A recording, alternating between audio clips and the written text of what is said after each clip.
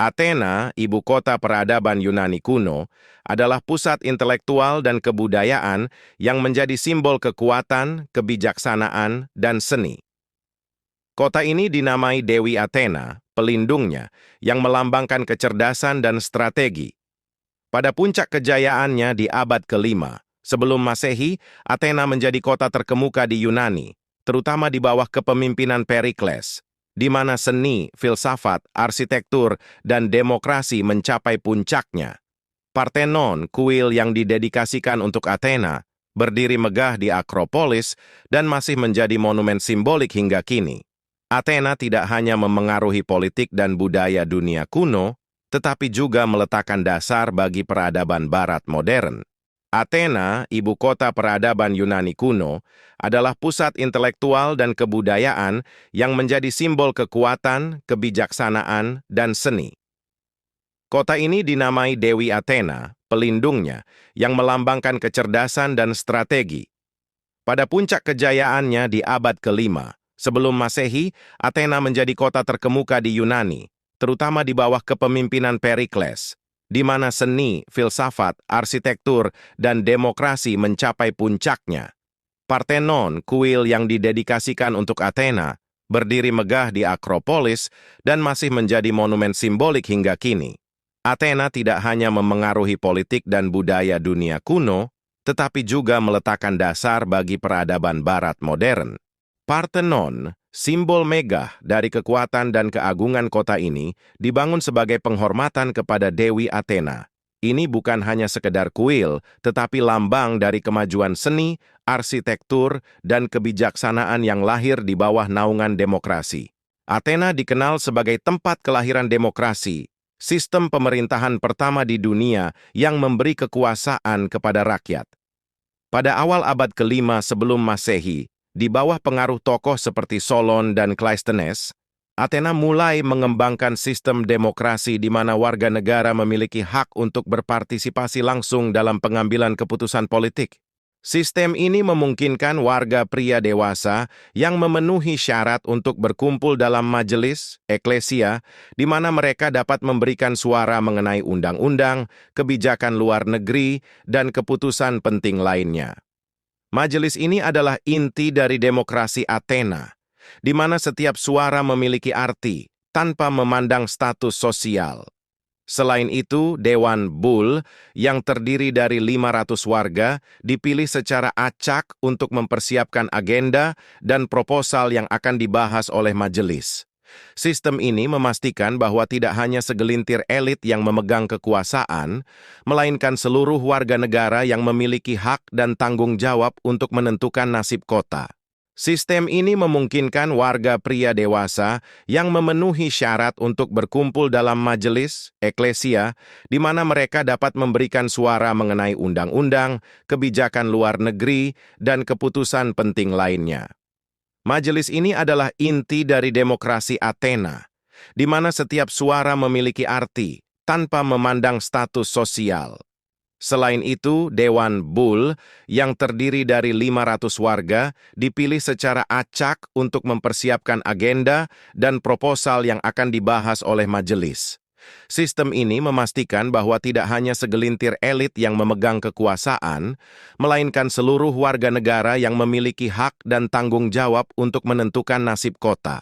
Sistem ini memungkinkan warga pria dewasa yang memenuhi syarat untuk berkumpul dalam majelis, eklesia, di mana mereka dapat memberikan suara mengenai undang-undang, kebijakan luar negeri, dan keputusan penting lainnya. Majelis ini adalah inti dari demokrasi Athena, di mana setiap suara memiliki arti tanpa memandang status sosial.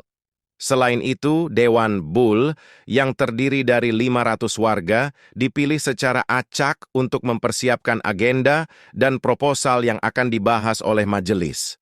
Sistem ini memastikan bahwa tidak hanya segelintir elit yang memegang kekuasaan, melainkan seluruh warga negara yang memiliki hak dan tanggung jawab untuk menentukan nasib kota.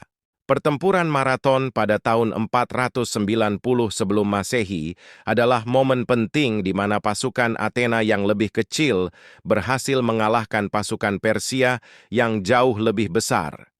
Keberanian dan strategi Athena terbukti luar biasa, dan kemenangan ini memperkuat posisi mereka di antara kota-kota Yunani. Namun, ancaman Persia belum berakhir. 10 tahun kemudian, Xerxes memimpin invasi kedua yang lebih besar, membawa pasukan besar-besaran melintasi darat dan laut. Athena, selama zaman keemasan, tidak hanya dikenal karena kekuatan militer dan arsitektur megahnya, tetapi juga sebagai pusat pemikiran filosofis yang memengaruhi dunia hingga kini. Filsafat Yunani lahir dan berkembang di kota ini, dengan Athena menjadi tempat berkumpulnya para pemikir terbesar dalam sejarah. Tokoh-tokoh seperti Sokrates, Plato, dan Aristoteles mengajarkan ide-ide revolusioner tentang etika, politik, dan pengetahuan. Sokrates dengan metode bertanyanya yang kritis mendorong warga Athena untuk berpikir secara mendalam tentang kehidupan, moralitas, dan keadilan. Plato, muridnya, mendirikan akademi di Athena, salah satu lembaga pendidikan pertama di dunia, di mana ia mengeksplorasi konsep-konsep seperti dunia ide dan pemerintahan ideal.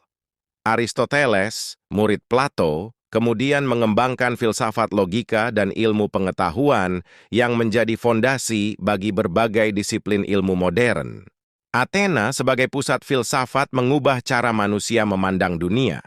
Melalui dialog, debat, dan pendidikan, para filsuf di Athena memperkenalkan gagasan tentang manusia sebagai makhluk yang rasional, dan ide-ide mereka terus membentuk pemikiran Barat hingga hari ini.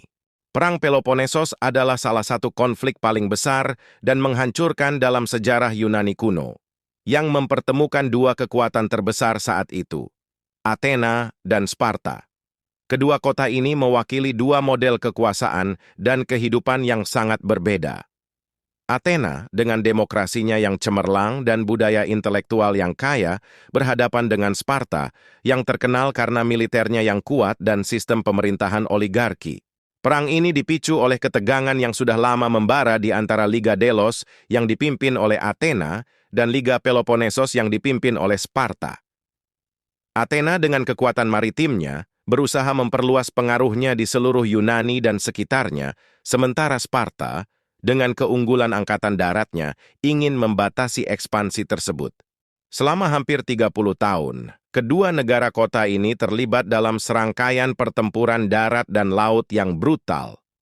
Meskipun Athena memiliki keunggulan dalam hal kekuatan laut, strategi Sparta dalam menghancurkan sumber daya pertanian Athena, serta aliansi mereka dengan Persia, akhirnya membuat Athena berada di ambang kehancuran. Pada tahun 404 sebelum Masehi, Athena terpaksa menyerah kepada Sparta, mengakhiri perang dengan kekalahan yang menghancurkan dan mengakibatkan keruntuhan kekuatan politiknya. Setelah Perang Peloponnesos yang menghancurkan, Athena memasuki periode kemunduran. Kekalahan dari Sparta pada tahun 404 sebelum Masehi mengakibatkan runtuhnya kejayaan politik, militer, dan ekonominya. Meskipun kota ini terus menjadi pusat budaya dan filsafat, kekuatan politik Athena tidak pernah pulih sepenuhnya.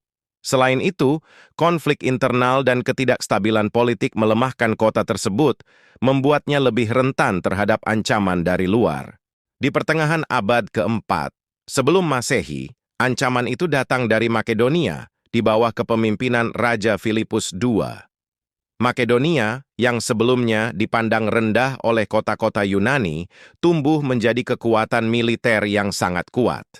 Filipus II berhasil menyatukan sebagian besar Yunani di bawah kekuasaannya melalui serangkaian kemenangan militer dan aliansi politik. Pertempuran Chaeronea menandai titik balik penting ketika pasukan gabungan Athena dan Thebes dikalahkan oleh Makedonia, mengakhiri kebebasan politik kota-kota Yunani. Setelah Filipus II, putranya, Alexander Agung, melanjutkan penaklukan dan membawa pengaruh Yunani ke seluruh dunia yang dikenal pada masa itu.